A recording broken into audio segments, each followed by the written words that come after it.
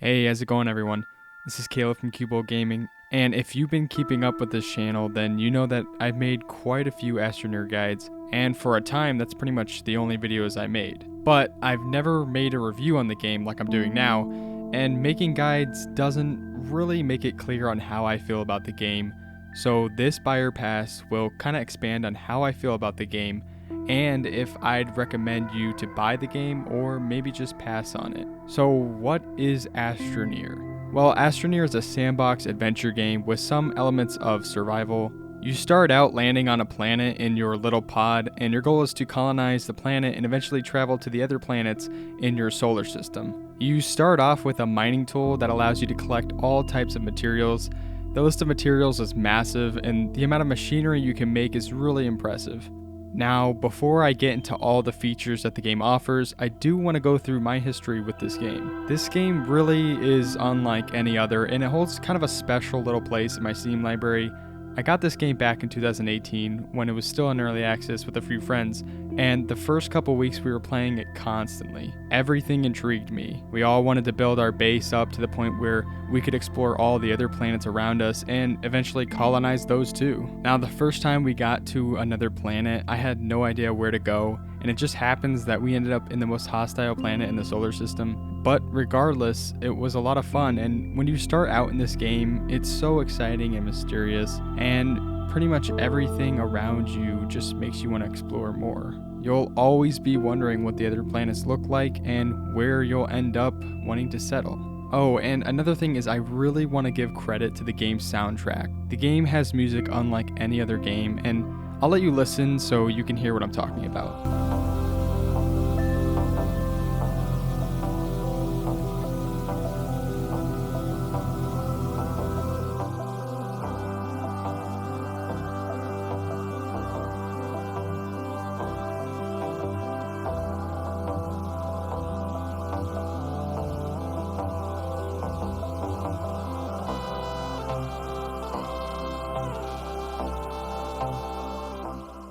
Now, getting back to the core of the game is pretty much a sandbox where you explore the planet and build up to the point where you travel to reach other planets, but that sounds somewhat shallow. And what I mean by that is that the game has a lot of layers to it. For instance, the mining aspect of the game. You can find specific materials on the surface, but going deeper into the planet will guide you to massive cave systems where you'll encounter the only harm to you aside from loss of oxygen and fall damage, which is plants. Now, some of these can insta-kill you, so it's always a good option to kill them off before getting near them, and some spit out gases, and some even explode when you're near them. I like that they added this to the game because it poses a threat. Now, I wish that there was other forms of life to deal with, which would have made this game a lot more exciting, but the plants are fine. And as you go deeper and deeper into the planet, you'll find the core of the planet, which is somewhat of a main goal for all of the planets, but this all ties in with my point that the game really does have more layers than it seems. And going back to the surface,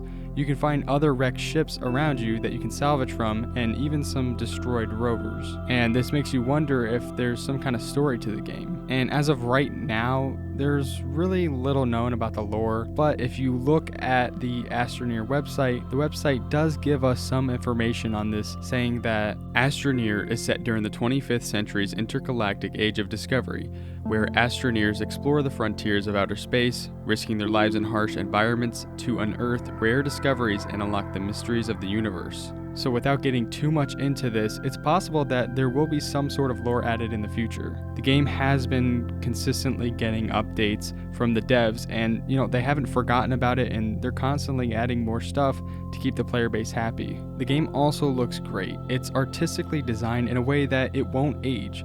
Somewhat like Minecraft or Little Big Planet, it has its own art style so that the game looks good but won't age over time. Also, if you're a person who loves crafting and some of those games like Brick Rigs or Satisfactory, then you'll love the crafting here. The game has a ton of options. And now with the new update, you can even have automation. The game has all types of things like atmospheric condensers for getting all kinds of gases, smelters, centrifuges, and the hard ability to gain, which is the ability to appeal to the casual player, as well as those hardcore players who want a deep mechanical crafting system. The game allows you to make different kinds of rovers to traverse the planet, a lot of options in drilling tools, and even a trade platform where you can trade in scrap for materials that you need. I mentioned earlier in the video that it does have some survival aspects to it, and basically what I mean by that is that there isn't a food meter or a water meter, but instead you do have to keep a constant supply of oxygen or you'll suffocate. And you kind of expand your reach with the amount of tethers that you have.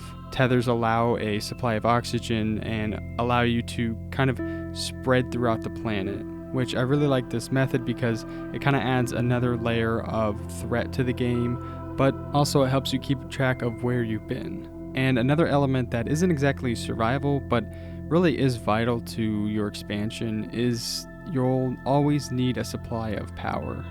And power basically allows you to craft on your little backpack and also allows your base to run. So there isn't really too much to worry about in the game in terms of survival, but it's enough to keep you interested and slightly worried because you do need to make sure that you have oxygen. I also want to talk about traveling to other planets, which this is a big part of the game. A lot of planets have specific materials that you absolutely need in order to grow. And it's not one of those things where you just get up and go, but instead, you need a plan and you need to pack enough resources to get to that planet and to get back.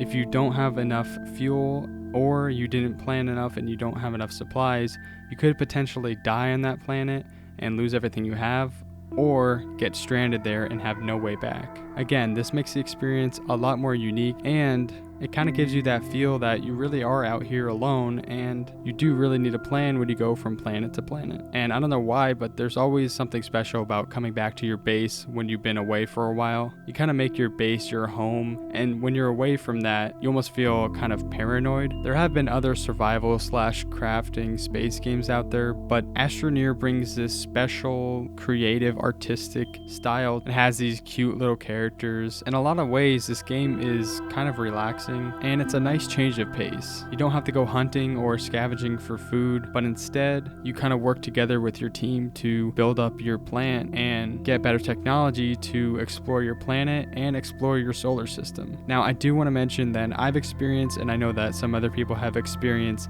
that in some cases, if you're playing online, the connection can be kind of glitchy, but for the most part, I think the developers have kind of fixed that issue, but it's definitely something to be aware of. And the game is extremely colorful. Each planet feels different, and even in the cave systems, a lot of the colors are different from what it looks like on the surface. And not only does it have a unique premise, but it has a unique art style. Something really cool that you can do with the mining tool is that you can manipulate the terrain around you. You take away from it, and you can even add to it. It is kind of crazy how the developers have implemented all of this, and I remember that even in one playthrough, me and my friends completely cut a mountain in half. It took us a lot of hours, but it goes to show what you can do with this game. And within the solar system, there are 7 planets to explore, so there isn't a shortage of content here at all. As a new player, you'll instantly want to build your ship, but it'll take some time and some research. And I gotta say, this game is 10 times more fun with friends. It can even be borderline boring if you're playing alone, and that's not true for everyone, but for most people, it'll be a lot more fun if you have some friends building with you. Now, how do I feel about this game? After making all these guides and tip videos, how do I feel about the game and would I recommend it? And the answer to that is yes. Astroneer is separate from other crafting adventure games. This game throws you into your own solar system with a small plot of land and a mining tool and says go. And I'll be honest, I don't play this game too much anymore, but I do have over 60 hours in the game, and I can honestly say that it was money well spent. The game runs for $30 right now, and if you're looking for a solid adventure crafting game to play with friends, then this is a really good option, and I don't think you'll be disappointed. And if you end up buying the game, I'll throw up my Astroneer guide playlist up on the screen now. But I think that's going to be it for this video. If you enjoyed the video, a like and subscribe is always appreciated. Be sure to check out our Discord server and gaming podcast, both linked below.